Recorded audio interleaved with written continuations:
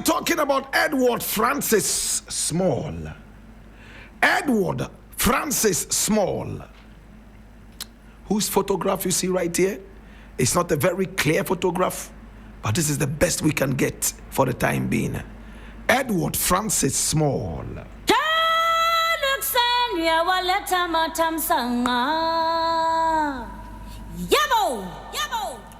Now, Edward Francis Small was born on the 29th of January, 1891. And he died on a day, my brother, my sister, that many people considered as divine, on his birthday in 1958. My brother, my sister, he was a Gambian statesman who presently has been described as the trailblazer of Gambian political consciousness. Oh my God.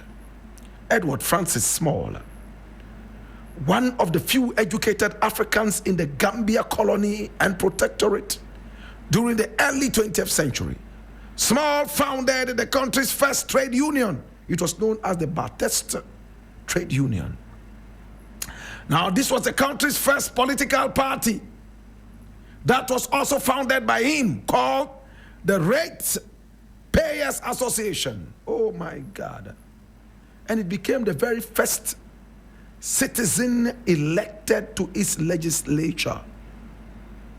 The Ratepayers Association's member called Edward Francis Small. The very first indigenous Gambian to be elected to its legislature, parliament.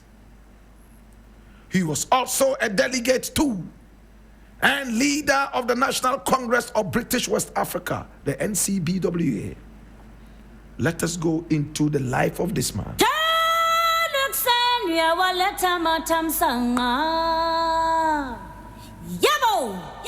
Our hero, Edward Francis Small, was born in 1891, as you were told. The son of John W. Small.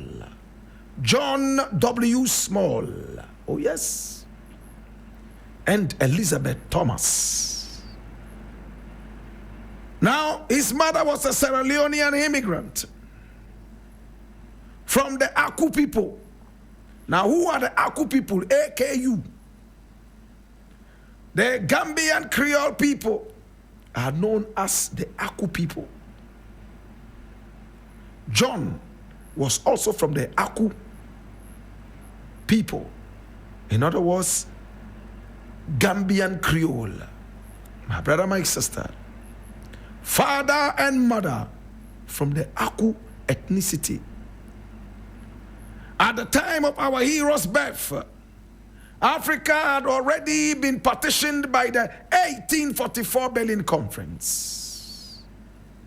Francis Small was initially educated in the Gambia, but due to the lack of a higher school, he had to relocate to Freetown in Sierra Leone, where education was bustling hot. There he went for his secondary education and then attended the Methodist Boys High School in Freetown. And in 1910, he became a teacher. Right there, he moved back to Bathurst in the Gambia. In 1915, after teaching in Freetown for some time, to continue working as a teacher in the Gambia.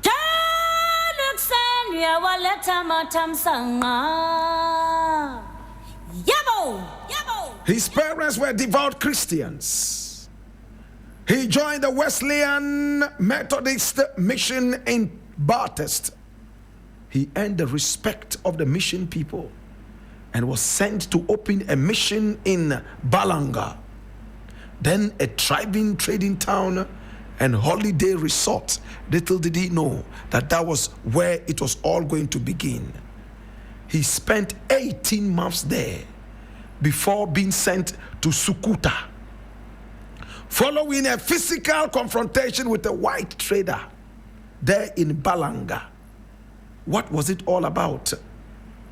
It was all about the bell, the ringing of the bell.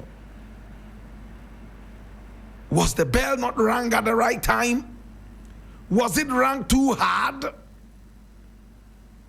The divisional commissioner sided with the white trader in the dispute, resulting in our hero Francis Small's removal to Sukuta. The incident has since been described as an imperialist maneuver in getting rid of an unwanted person. Whilst he was in Balanga, he was already gathering the traders, the indigenous ones trying to form a trades union. But he had been moved to Sukuta, and it looked like that dream had fizzled into thin air. Francis Small aimed to empower the ordinary people of Gambia, especially the farmers, the traders, and the workers. As one of the few educated Africans in the territory, he aimed to empower them with knowledge and information. He organized evening classes to teach literacy to the village people. And then he founded the first nationalist newspaper in the country, the very first one. He used this to reach his followers, even when in exile in Senegal. He founded the Gambian Native Defense Union, GNDU, alongside other Akus from his ethnicity. He also founded the Gambia Farmers Cooperative Association in 1917 and the Bartes Trade Union in 1929. He attended a conference in Accra, the Gold Coast. And when he arrived in the Gold Coast, that was in 1920. Oh my God. Kwame Nkrumah was only 11 years old. He was in the Gold Coast. What did he do in the Gold Coast? He attended a conference in Accra, the Gold Coast, in 1920, delivering a speech on the right of the West Africans to self-rule. He was one of the first to talk about first rule in the Gold Coast. Now, the result of the conference was the formation of the National Congress of British West Africa. And Small set up the Gambian branch on his return. 2 years later, in 1922, he founded a newspaper called the Gambia Outlook and Senegambian Reporter, 2 newspapers. And they were published in Dakar, Senegal, and the Gambia. It was all about Pan-Africanism. In 1929, the trade union organized the country's first strike. His slogan was for much of his campaigning, and this was no taxation without representation. He put pressure on the white man, the colonialists. And in the 1930s, he founded in the Ratepayers Association, RPA, which was effectively the country's first political party and dominated local politics in Bartest. A powerful movement that shocked the colonialists and saw him as a threat. He created a lot of political networks in and around the Gambia. It was all about Pan-Africanism. Oh my God. He was one of the very first in Africa to push for the independence of his people. Yes, Francis Small. And Nkrumah learned a lot from him. In fact, Kwame Nkrumah cited him several times in his journey into Pan-Africanism. My brother, my sister, he fought for his people to unite against the colonialists and take over independence. He was appointed to the Legislative Council on 31st of December 1941, representing Bartest Municipal Council. In 1947, We all know what 1947 means in our history. That was when Kwame Nkrumah was here in Ghana, in fact, the Gold Coast. And he did some interesting things here in 1947. My brother, my sister, watch this. In 1947, the first direct elections were held for a seat on the Legislative Council, backed by his trade union. Francis Small was victorious, defeating I.M. Garba Jahumpa and Sheikh Umar Faye. He was subsequently appointed to the Executive Council on the 11th of December 1947 and was later reappointed to the Council on the 18th of January and the 12th of June 1951. He continued to be involved in Gambian politics until his death in January 1958. Today we remember the man who opened the eyes of so many Africans to self-rule. He inspired our own Kwame Nkrumah.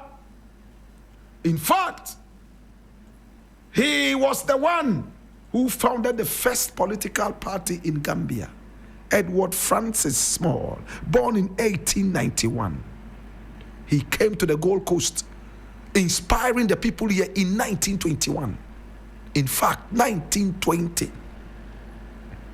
He came here talking to us to move towards self-rule.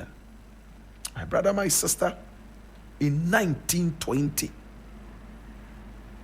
Francis Edward Small. Today we remember you, Papa. He didn't live long enough, my brother, my sister, to see the Gambia itself become independent.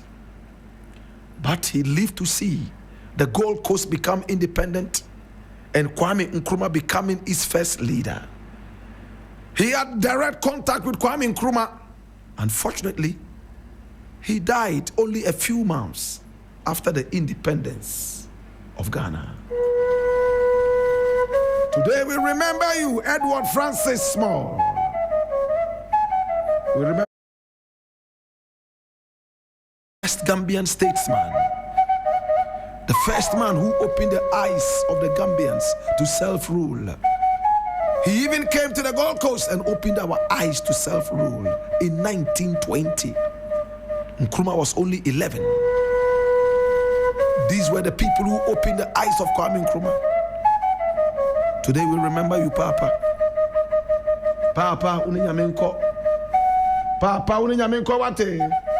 Uninyamenko. Papa, uninyamenko. Uninyamenko. Uninyamenko. Uninyamenko. Uninyamenko. In the burden of knowledge, I ask you. Now that you know the story of Edward Francis Small, what would you do? Bianani ole mini obafe yanzuda kagane mezaka yini. Yeah, pabango bokaya nfifia yenyanu kaina wo. Bana enwe be den lele anjima singa be konne. Lele anjima singa beri. The emperor, the conqueror, the champion, the lion is here. Hey!